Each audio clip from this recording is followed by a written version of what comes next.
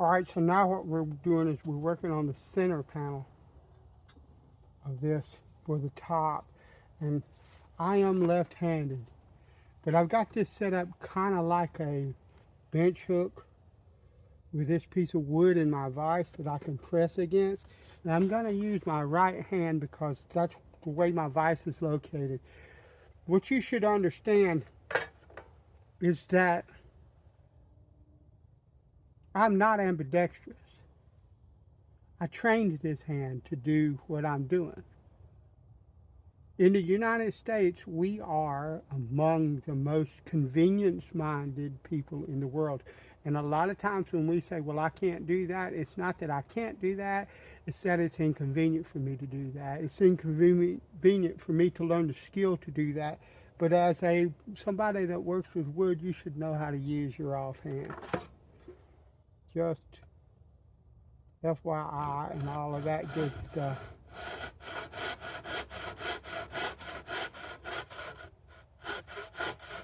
And I'm going to cut an 1/8 inch or so. Actually, I'm going to correct that saw cut because it went off a bit. But I'm going to cut an 1/8 of an inch or so away from the line that I have made so that I can finish on a shooting board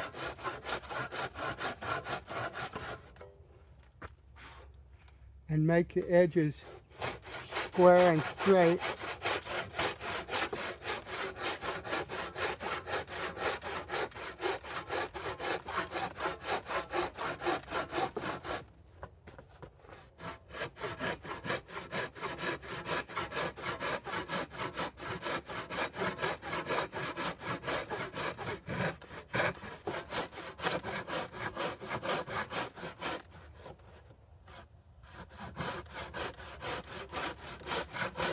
And my cut does not have to be exactly perfect and straight. I will plane down to the line and make it nice and square. This might actually not go on the shooting board.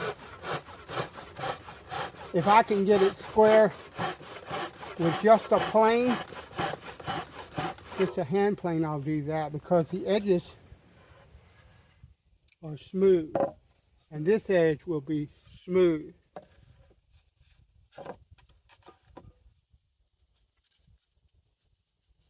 So it makes sense if I can do it with just a hand plane. Then I don't have to pull out the shooting board for it. And you can work without a shooting board. A shooting board just guarantees straight and square if it's properly manufactured, made. If you make it properly.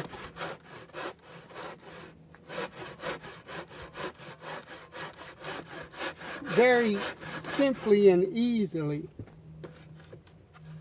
That's all it does. And they're well worth having. But you'll find that I don't use one all the time. I will use a plane a lot of the time.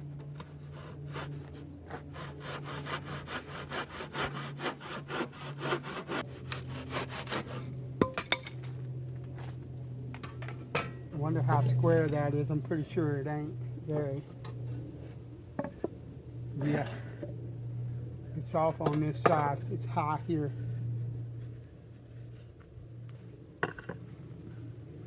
And you'll see that I am already working out of this box, even though it's not completed.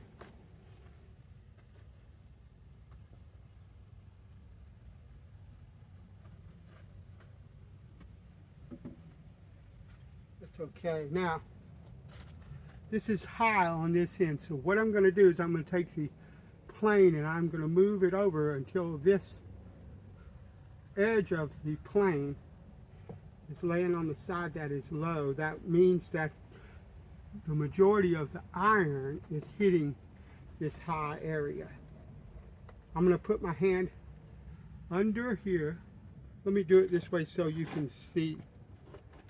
I'm going to put my hand under here and I'm going to lay a thumb there. That way I can kind of keep it straight, square, parallel, whatever you want to call it, with this face, or this face actually. But, and I'm going to run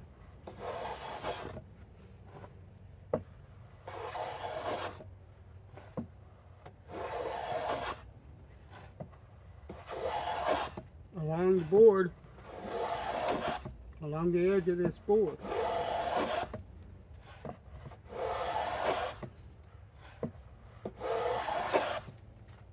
And then I'll check square. And that's freaking gorgeous. And so I'm going to place the wood, the plane, so that it's centered now, not this edge against this edge, but centered on the edge of the board.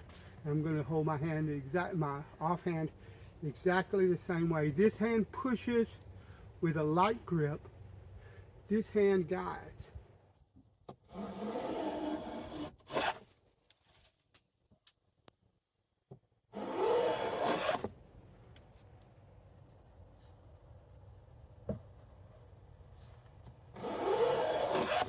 And I'll check periodically, make sure that I am staying square.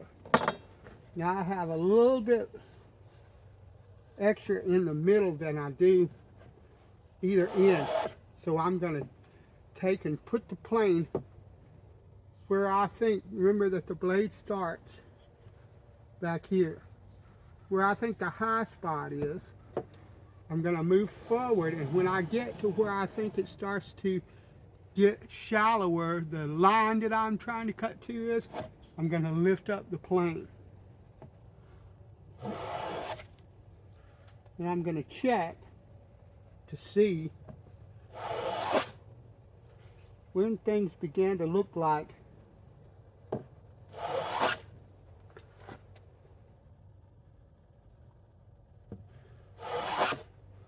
they are evening out.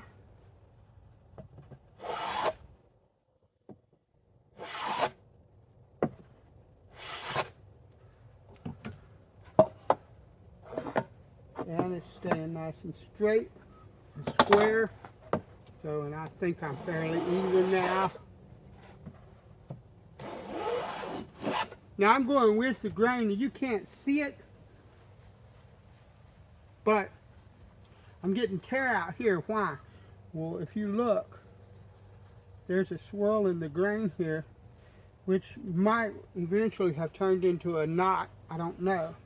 I just know that it's right over top of that.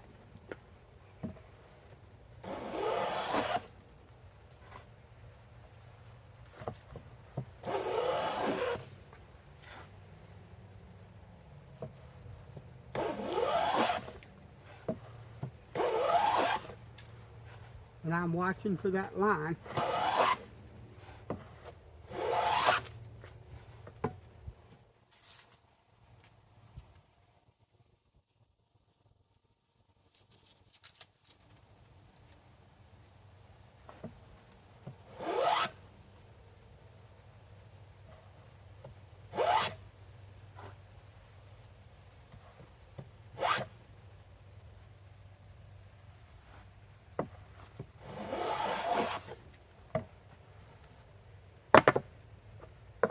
Nice and square. I'm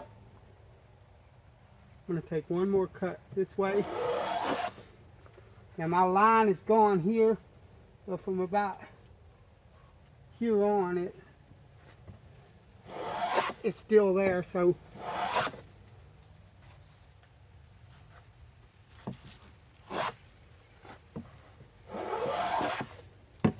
that should be it.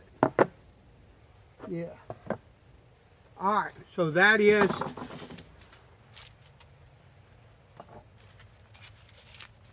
sized. I wonder how square it is.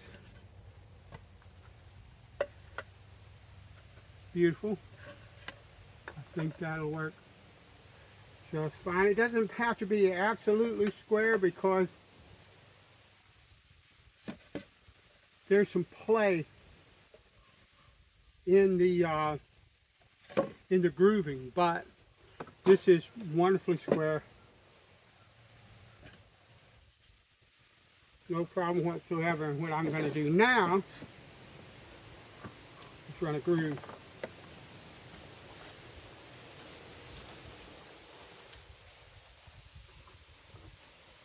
And what I'm going to do is I'm going to mark an X. There's all different kinds of markings you can use for woodworking. There's traditional markings people use. I use my own system. It doesn't matter as long as you know what it is that you are marking and what those markings mean.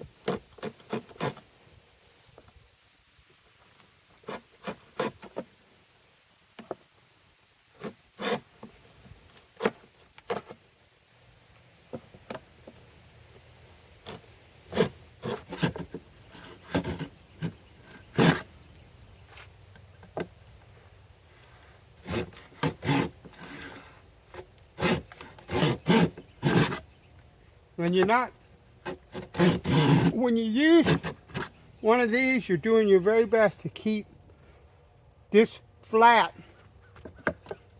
against the side and just make smooth, light passes. I'm not bearing down on this at all.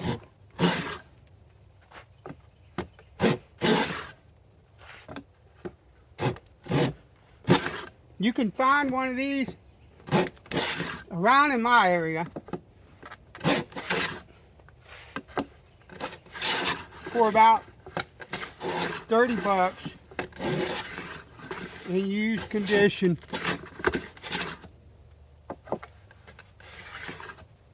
And good, and you see, now it's not cutting, it's bottomed out.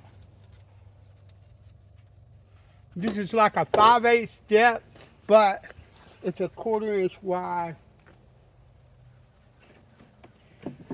iron, if I remember right. Well, yeah, no. It's like a 3/16. It cuts a 5/8 deep hole and 3/16 or 5/8 deep slot.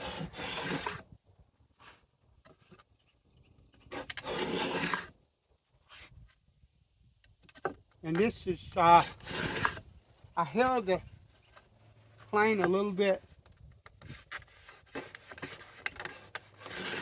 crooked, and so as a result this wall on this side was leaning a little, so I went back in and corrected that.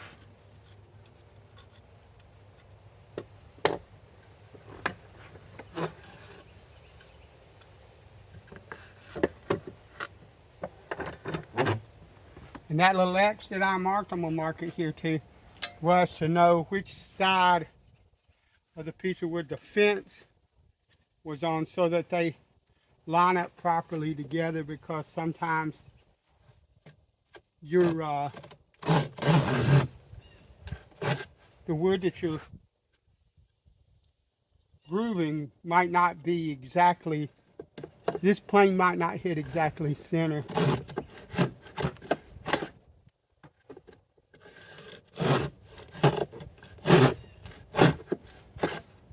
When you get to the end, this will want to do this number.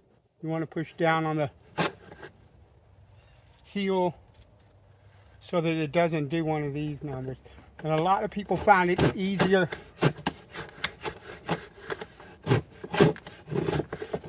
to cut the groove in sections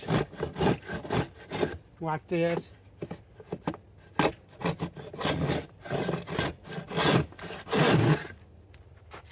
It's all in what you prefer.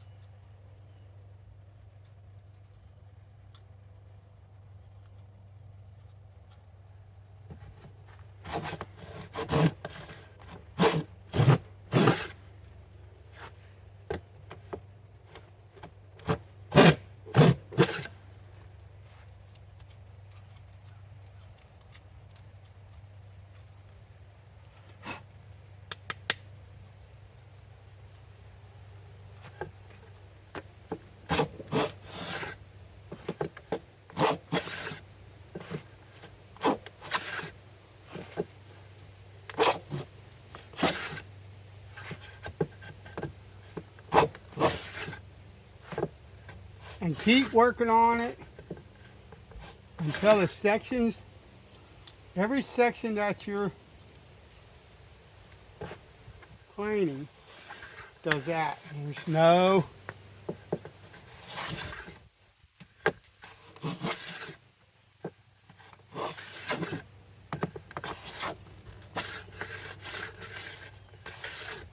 cutting going on. Now, I don't think that this will cut a groove here, but what I'm going to do, I'm going to put it in this vise like this.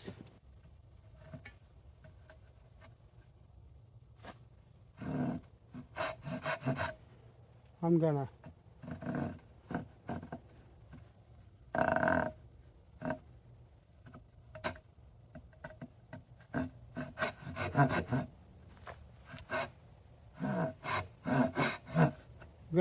once again, I'm gonna, like I did the last time, I'm gonna eye this.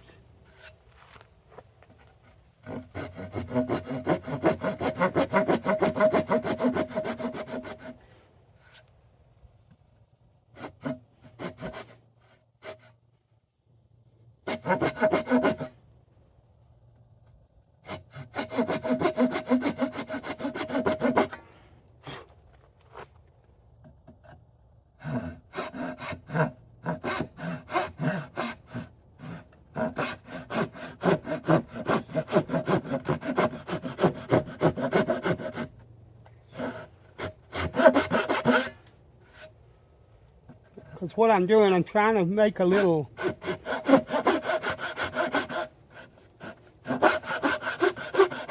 groove for the plow blade, for the blade.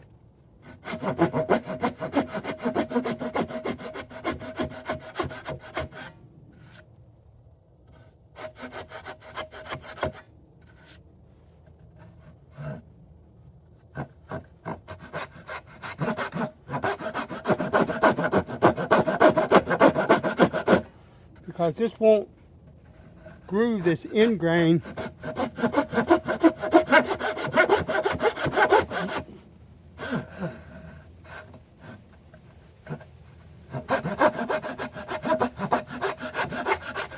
very easily.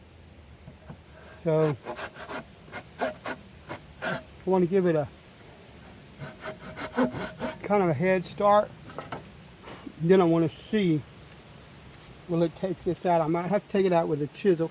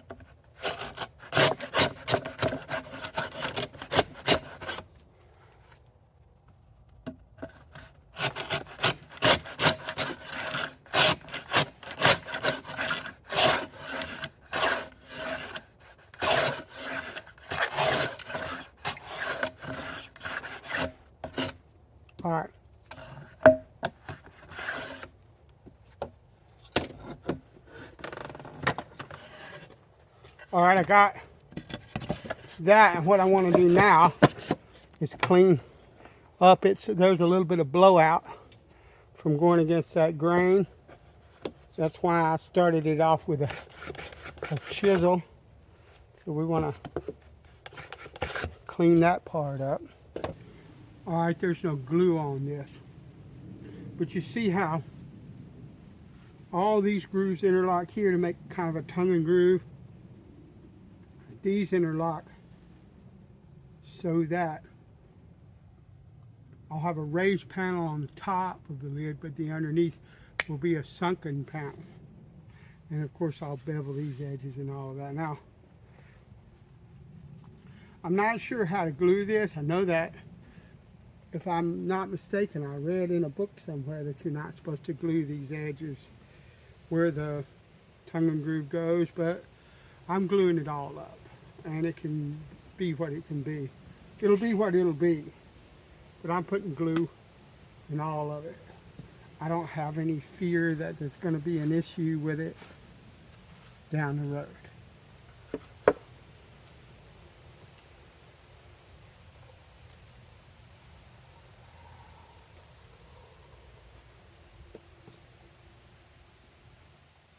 I need something to spread that glue. Yeah, that's ingrain, and it's breaking like a son of a gun.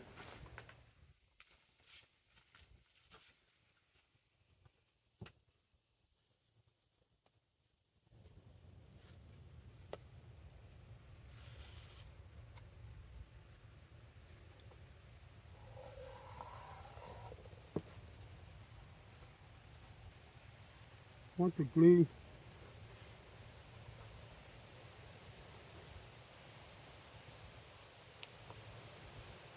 that's the way to do that. Want the glue on the walls there.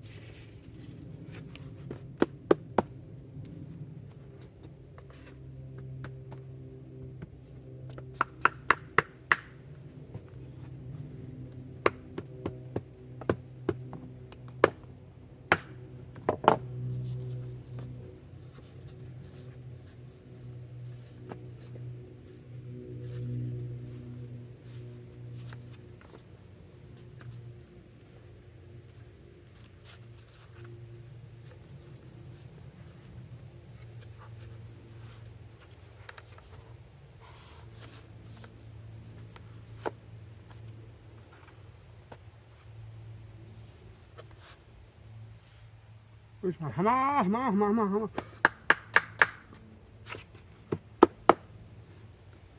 Hammer. All right.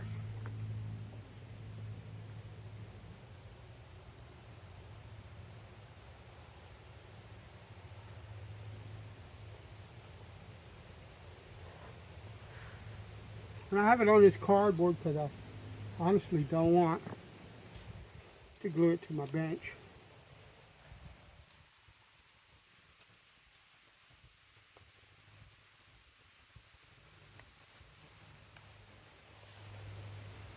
So I'm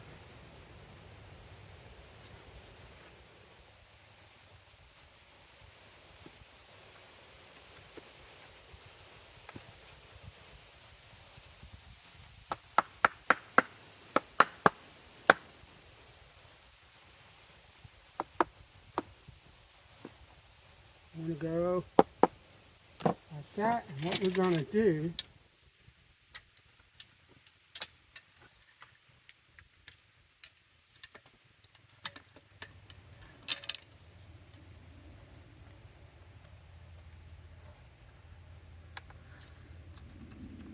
is bring that.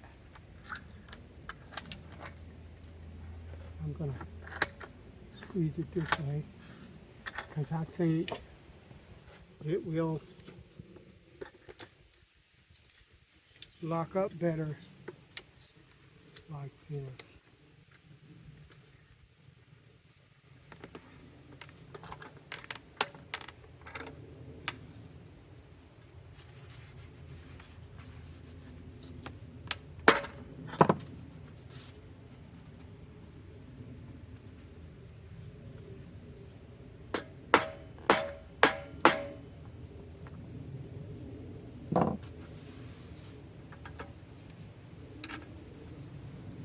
All right, so what we're going to do now, we're going to let this cure. And what I want to do, go right there, seems to be pulling up a bit. All right, so what I have is a situation where it's trying to do one of these numbers. So what I'm going to do,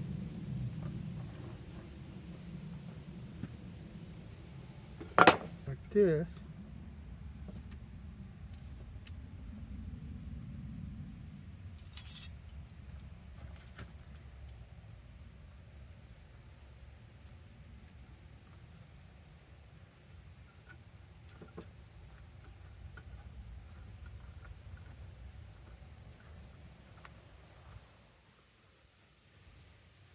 that's one of the things,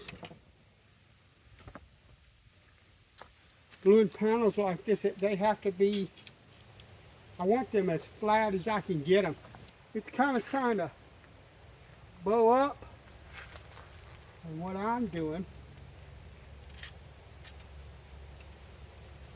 is just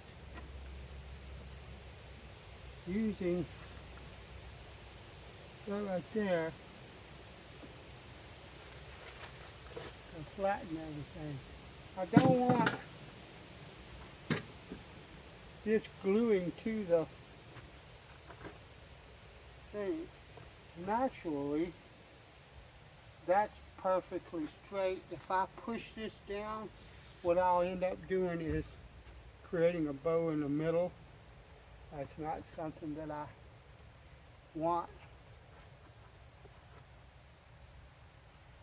I think that'll be just fine.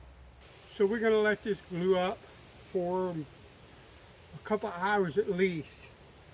And then I should be able to take it out of clamps and move it indoors, and we will come back to this and do the rest of it once we get this straight, once this cures and all of that. Thanks for watching.